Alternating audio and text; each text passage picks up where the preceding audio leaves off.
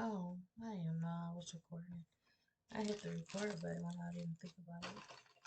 But we are going to read this book. I can't really focus on the book, so I'm thinking if I do it, if I read it now, um, like read it out loud, then maybe I can dive into it and something can give out this book because it's a good book. It's just I can't focus. Um, so yeah, let's see. Hopefully I can read it um out loud and we'll see though. Um, I was gonna wear my eyes because this is gonna be my little logo. Every time I get on here, I'm gonna try to get these on because it's I and my name is Aisha. So wanna do the letter I hate these earrings though because they look so bougie and I'm not bougie, so it's not really fitting right with me, but we gonna wear it.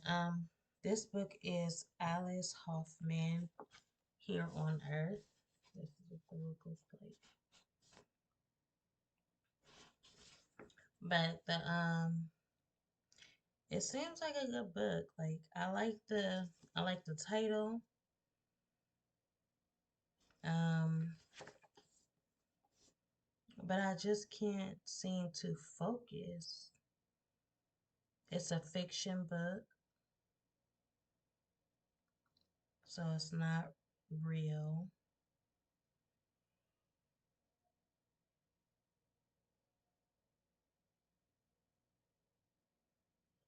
Okay, so let's go ahead and maybe if I read the back first and then I can get into the book. I don't think I ever read the back. So this is the best-selling author of Practical Magic and Turtle Moon now tells her most seductive and memorizing story. After 19 years in California, March Murray returns to the small Massachusetts town where she grew up. For all this time, March has been avoiding her own troubled history, but when she encounters Hollis, the boy she loves so desperately, the man who has never forgotten her, the past collides with the present as their reckless love is reunited. This dark romantic tale asks whether if it is possible to survive a love that consumes you.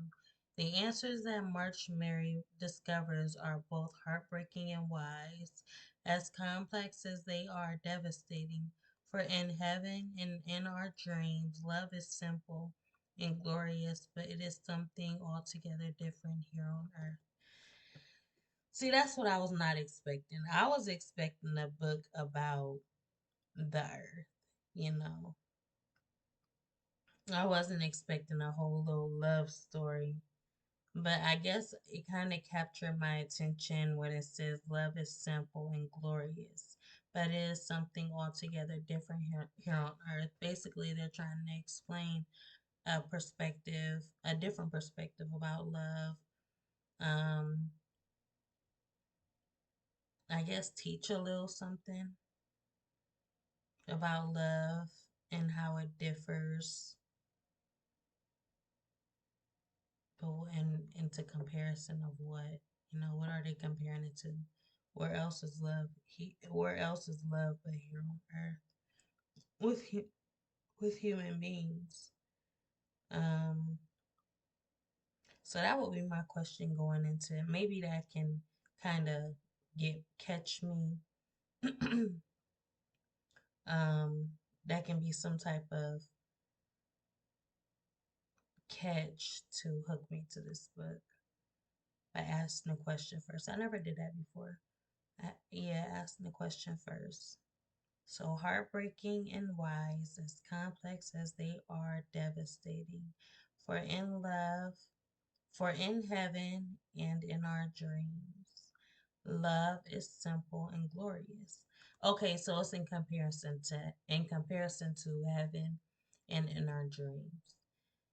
It is something altogether different from those places here on earth. So I guess you go into this book like, okay, so let's see how different it is. I'm not gonna read this whole book. I'll probably read. We'll finish this book, but I'm gonna start it, and then I guess every 3 chapters or however long it takes for me to get sleepy, then I'll stop. But if I'll finish it though, um, as we started here. Um, so let's see the first chapter. Chapter 1. I'm gonna need my glasses. Tonight, the hay in the field is already brittle with frost, especially to the rest of Fox Hill, where the pastures shine like stars. In October, darkness begins to settle by 4:30, and although the leaves have turned scarlet and gold, in the dark everything is a shadow of itself, gray with a purple edge. At this time of year, these woods are best avoided, or so the local boy says. Even the harvest among them wouldn't dare stray from the high road after soccer practice at Fireman's Field, and those who are old enough to stand beside the murky waters of Olive Tree Lake and pry kisses from their girlfriends still walk home quickly. If the truth be told, some of them run. A person could get lost up here. After enough wrong turns, he might find himself in the marshes, and once he was there, a man could wander forever around, among the minnows in the reeds. His soul struggling to find its way long after his bones had been discovered and buried on the crest of the hill where wild blueberries grow. People from out of town might be tempted to laugh at boys who believed in such things. They might go so far as to call them fools, and yet there are grown men who have lived in Jenkintown all their lives and are afraid of very little in this world. Who will not cross the hill after dark? Even the 5 firefighters down at the station on Main Street, courageous volunteers who have twice been commended for heroism by the governor himself, are always relieved to discover that the fire bells are rolling for flames on Richdale or 7th Street.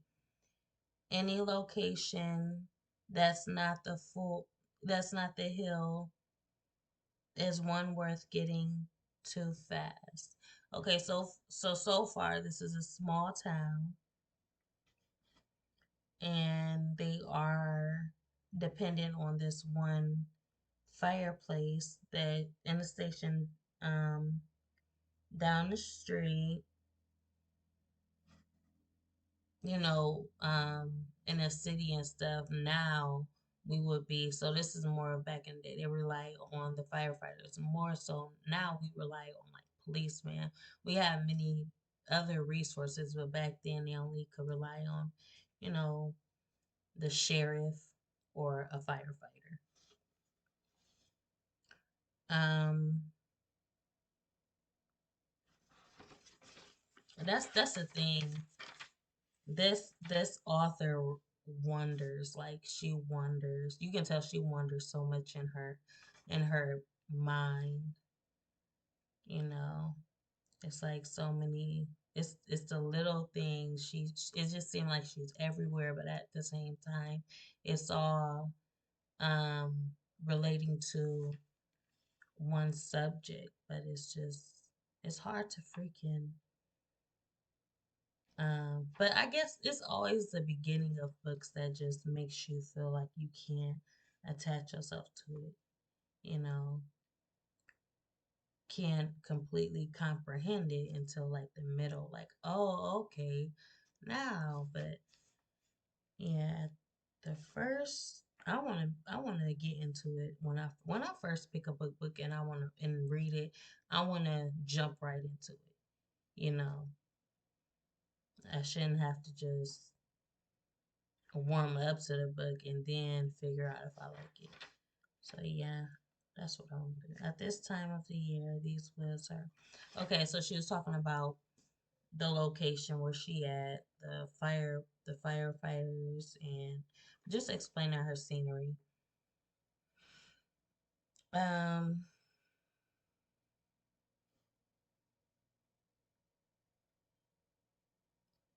the town founder himself, Aaron Jenkins, a 17-year-old boy from Warwick, England. That kind of threw me off. The town founder, 17-year-old.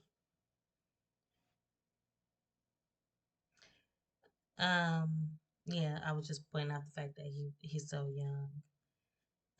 Boy from Warwick, England, was the first to realize that some localities are accompanied by bad luck. Jenkins built his house in the Marshalls in the year of 1663. One October night, when the tides from solid and hold on, so that kind of because a founder is more of an investor and stuff like that. So I'm wondering if he's this type of person at 17-year-old, or was this person just using the word founder as an expression, or some type of characteristic to describe this person or the personality. So that's what I mean. Like I gotta keep reading to figure out now what she mean by that. But eventually it will. So that was a town founder himself, Aaron Jenkins, a 17-year-old boy from Warwick, England, was the first to realize that some localities are accompanied by bad luck. Jenkins built his house the Marshalls in 1663. One October night when the tide froze solid and refused to go back to sea, he received a message in his dreams that he might flee immediately or be trapped in the ice himself. He left what little he owned and ran over the hill, even though there was a terrible storm with thunder just above his head and hailstones the size of apples. In his journal exhibited in the reading room at the library, Aaron Jenkins vows that 1,000 foxes followed on his heels. All the same, he didn't stop until he reached what is now the town square, where he built a new home, a neat one-roomed house. This is currently a visitors center where tourists from New York and Boston can pick up maps. Those foxes who chased after Aaron Jenkins are all but gone. Still, some of the older residents in the village can recall the days when there were foxes in every inch of the woods. You see them slipping into the hen houses or searching for catfish out by Olive Tree Lake. Some people insist that every time a dog was abandoned, the foxes would befriend the stray, and a breed of odd reddish dogs with coarse coats came from these unions. Indeed, such dogs were once plentiful in these parts, back when farms lined Route 22 and so many orchards, I can never say that word, circled the village that on some crisp October afternoons the whole world smelt like pie.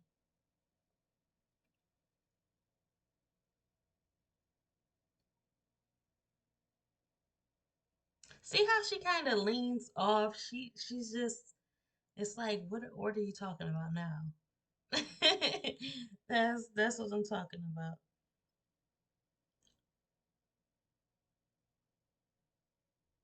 So I guess she's talking about the aroma of um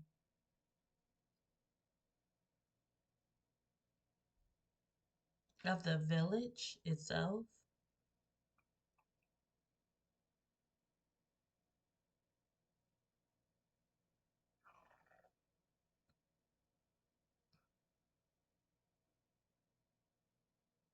Hmm.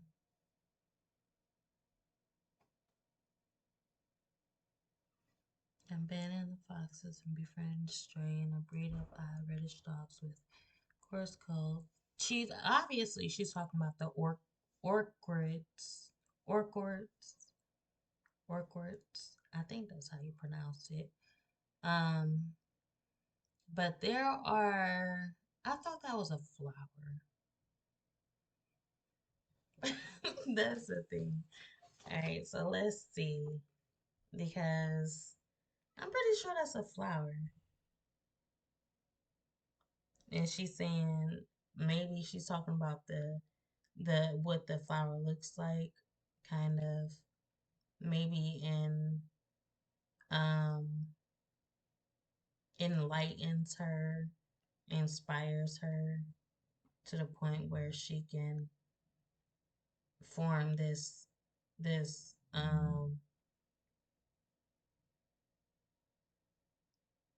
She's basically saying the smell is more of a, you ever compare your how you feel to a smell, so it's like the aroma gives her, that's how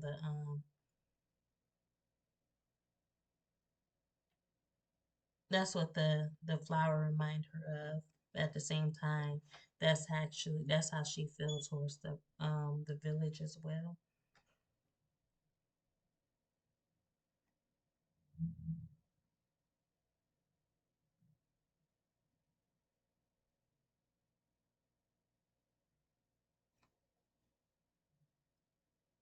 Yeah, I mean that's a tree. um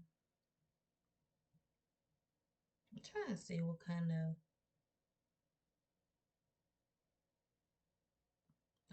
so it's just a tree that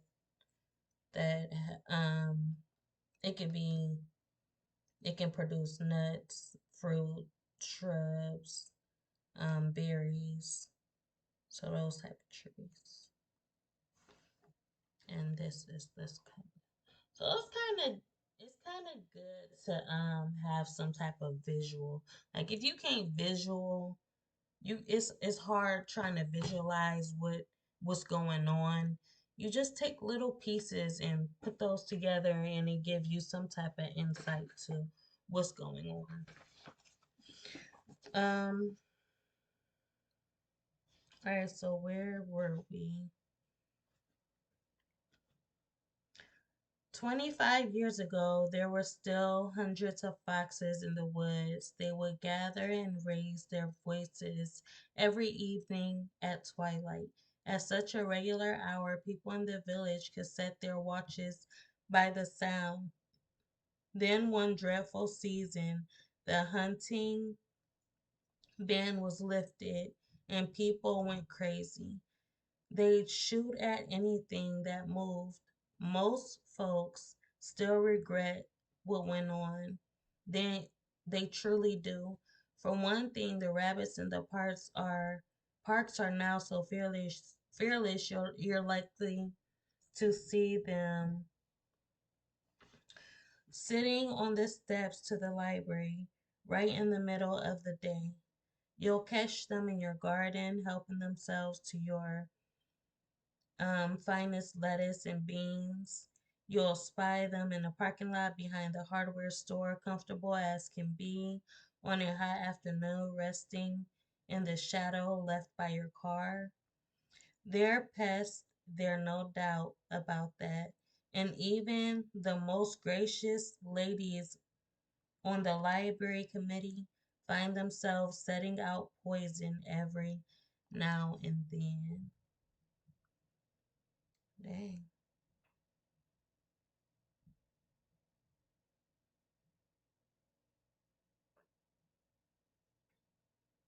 that's kind of messed up. I mean, they bold, yeah, but you actually have to, they gotta go out their way to poison them. Rabbits? Like, that's messed up. I mean, I guess see like poison, like setting out mouse traps and stuff like that, but actually going out your way outside to poison a rabbit, I'm pretty sure not going to eat it because you're not going to eat a rabbit that you poison. You know, you're going to use your gun for that. But poison, you just poison a rabbit because it's bold and it's out there, you know, freely being itself just because you think it's bold. Um, so yeah.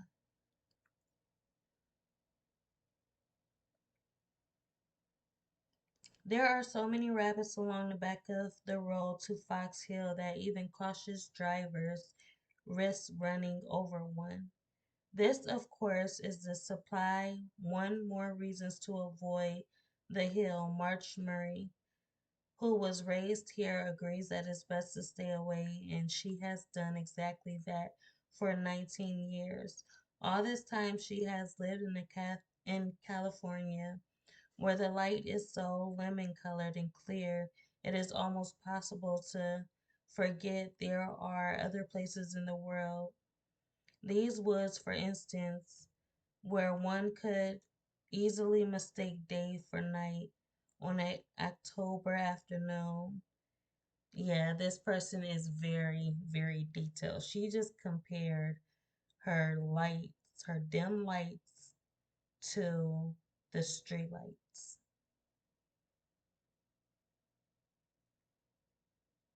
Saying it's very rare to get a lemon, you know, a lemon colored light is a light that's, you know, it's really dark and dim. She said it's rare. Not really.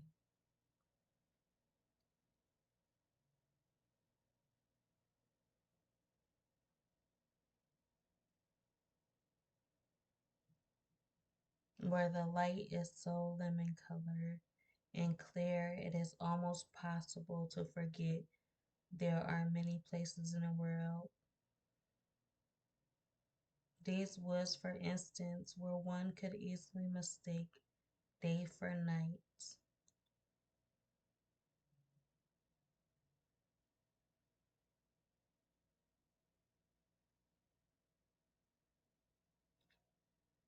On an October afternoon. Yeah, she's definitely a different type of a writer. um, she be losing me at little marks like that. Like, wow, how did you just get that out of that? You know.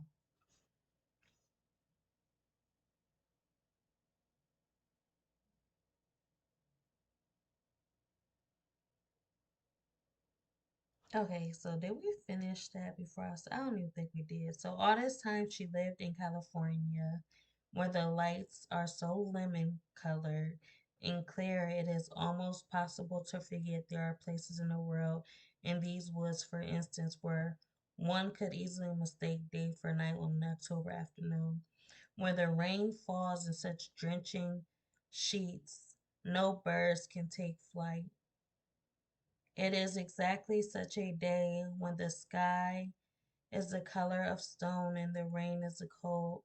It's so cold it stings the skin that March returns home. And although coming back was not in her plans, she is definitely here of her own free will. That was deep. So just picture a cold day and a breeze hitting the sheets on a linen, drenching with water, and it's cold. It just stopped. Wintertime just stopped snowing, or it may still be, snowing. It's that type of weather. The simple act of returning, however, doesn't mean she's a local girl right off. That she would, for instance, still know every shop owner in town by name as she once did. In the time she's been away, March has certainly forgotten what rain can do to an unpaved road.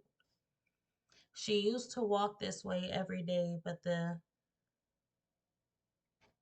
ditches are no longer deeper than she remembers, and as she drives over branches tossed down by the storm, there is an awful sound, like the crunching of bones or a heart breaking. The rental car has begun to lurch. It stains all the way uphill and sputters each time they have to traverse a deep puddle.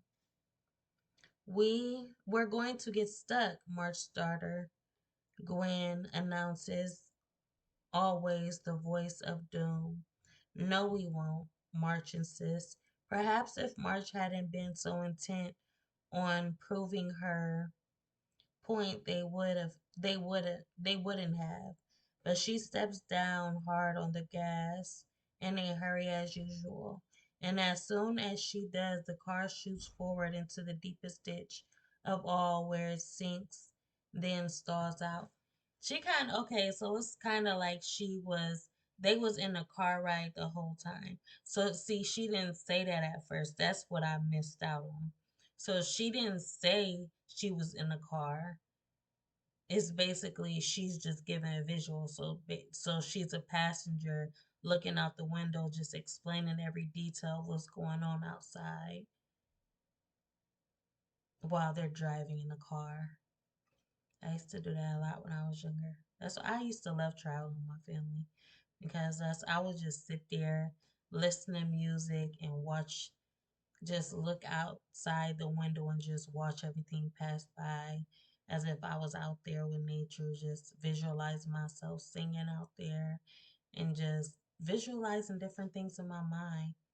That's what I did as I was just looking out the windows. Yeah. That's what I used to do. So that's kind of what I feel like she was doing. Um,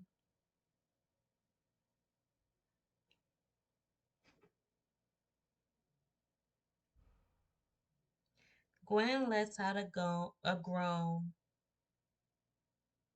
Hold on, did I? Perhaps March. Okay, so we was at the part where she said she's gonna get stuck, and March was like, "No, we're not." Perhaps if March hadn't been so intent on proving her point, they wouldn't have, but she steps down hard on the gas in a hurry as usual, and as soon as she does, the car shoots forward into the deepest ditch of all, where it sinks then stalls out. Okay, so this is where we left off. Gwen lets out a groan. They are hubcap deep in muddy water and 2 miles from anywhere. I can't believe you did that, she says to her mother.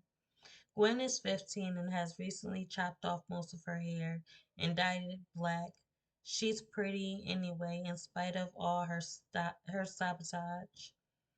Her voice was a foggy quality from the packs of cigarettes she secretly smokes, a tone she puts to good use. Hold on. Yeah, a tone she puts to good use when she's complaining. Now we'll never get out of here.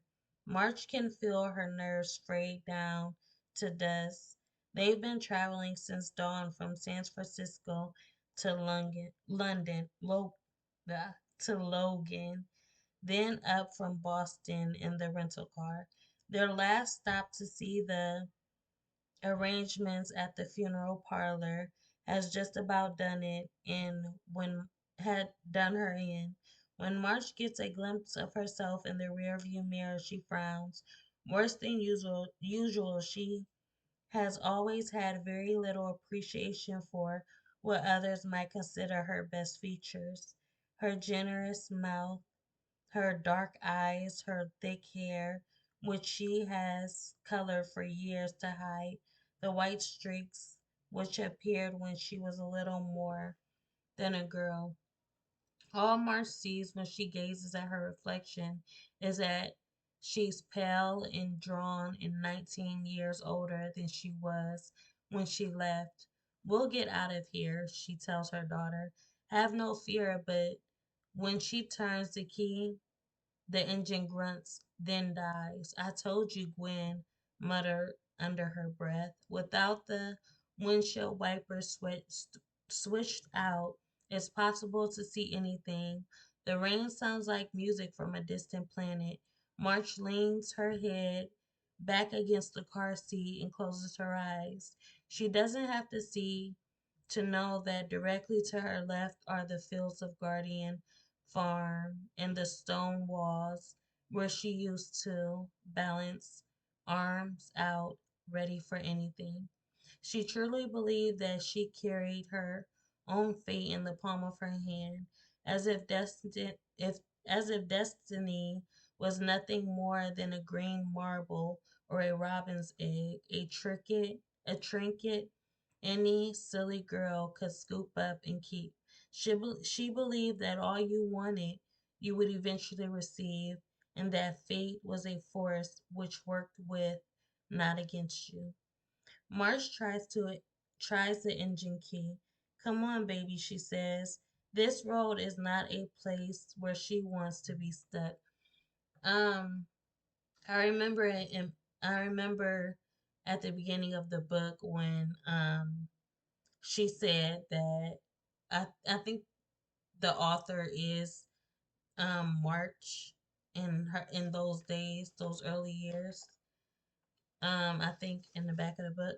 But I was just about to say I'm pretty sure the author is March because it's always about that character where you give so much detail. It's like you're explaining who you are so you can identify who the author is. So yeah, I think that's what it said though.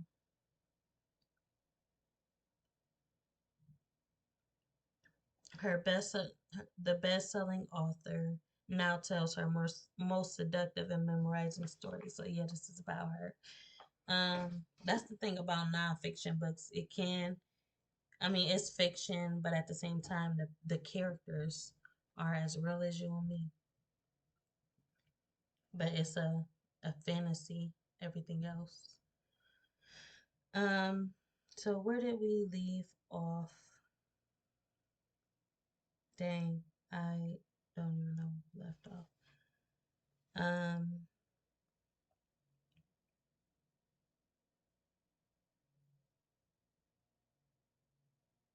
she truly believed that she carried her own faith. Okay, she believed that all you want. All right.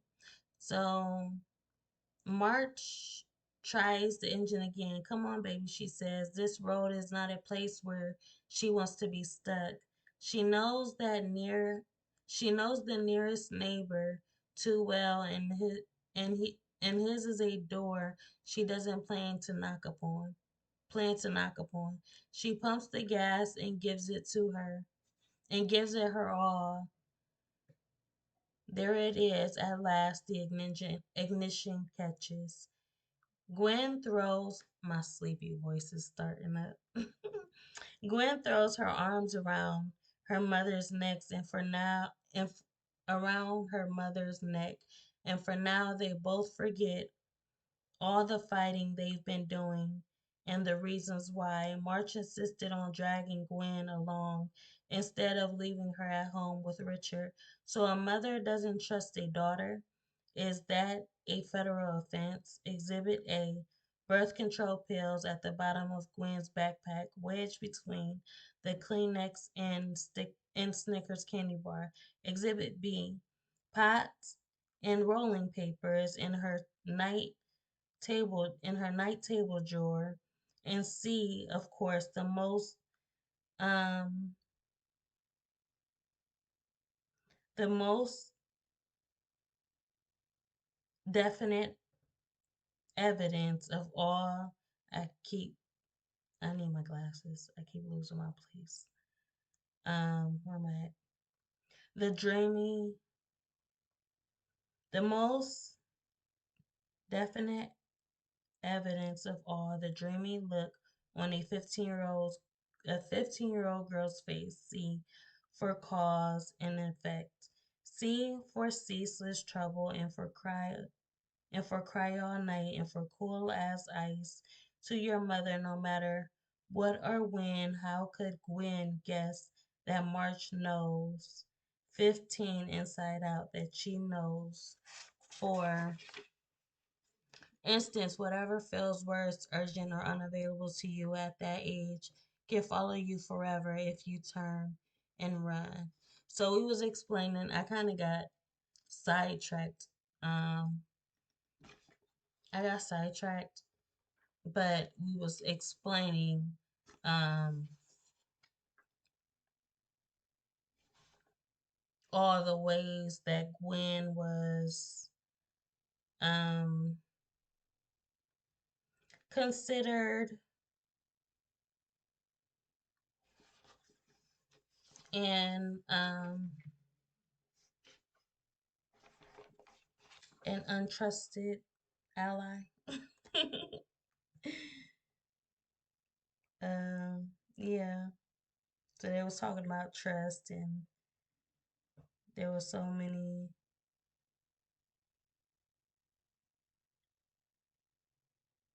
examples of how Gwen, not Gwen, is it Gwen or March? March can be trusted. As we talk about Gwen. Yeah, we're talking about Gwen. Okay.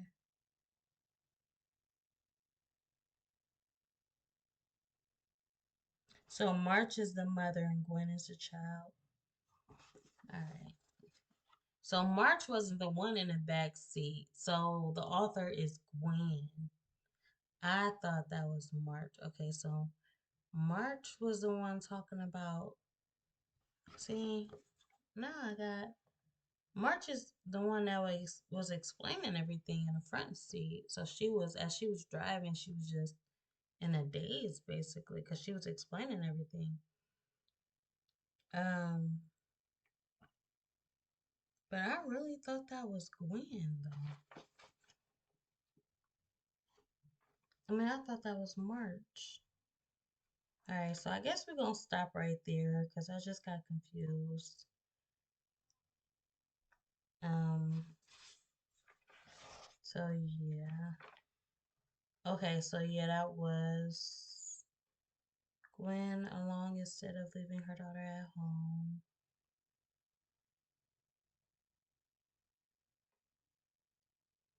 Okay, so yeah, that was March. March was the mother. She was in front and she was explaining in detail the scenery and the town and this and that.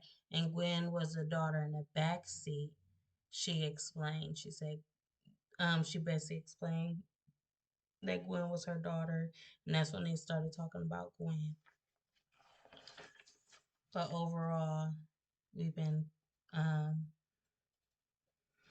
going through March's experience the whole time. I want to stop at a chapter though, but I am getting tired. My head is just, my eye is going every which way. I can't focus on one word.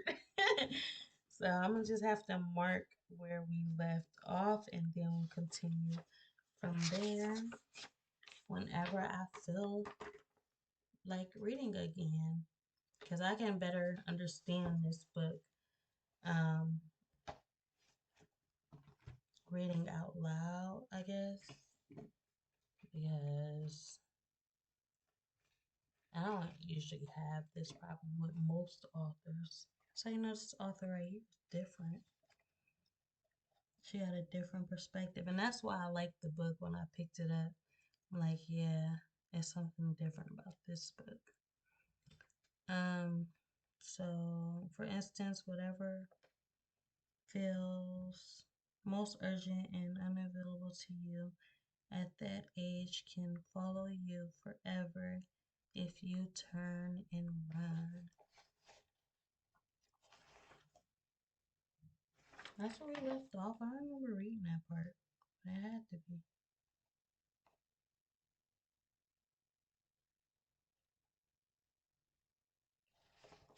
Okay, so that's where I left off.